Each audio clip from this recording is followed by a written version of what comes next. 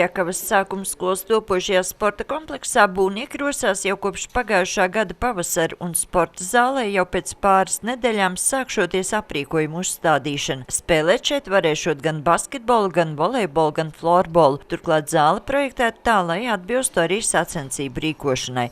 Un šeit ir speciālais sporta segums, viņš ir certificēts Starptautiskajā florbola federācijā.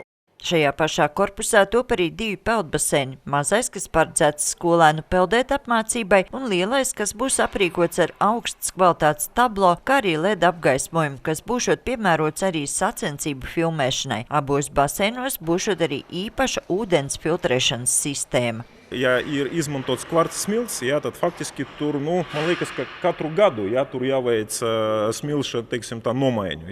Bet, ja ir stiklotas bumbiņas, faktiski tas ir materiāls, ko, viņš, neteiksim, ka mūžīgs, gandrīz.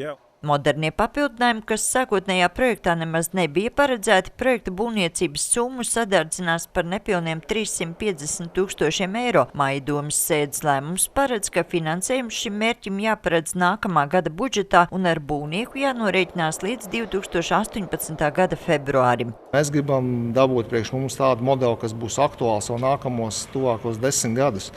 Tāpēc arī pieņēmām šos risinājumus, runājot par LED apgaismojumu, pārreikinot uz papīra, faktiski sanāk, ka pāris gadu laikā mēs elektroenerģijas ietaupījums mums apmaksā visu šī apgaismojuma izbūvi.